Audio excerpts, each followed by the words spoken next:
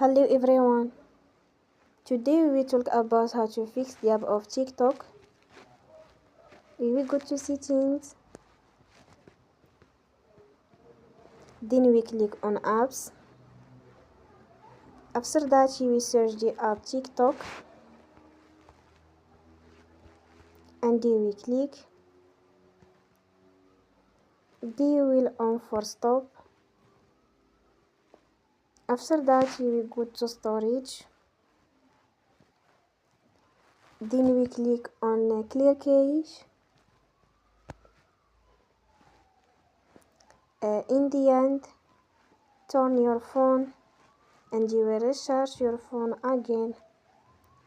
Don't forget to support us by like and subscribe.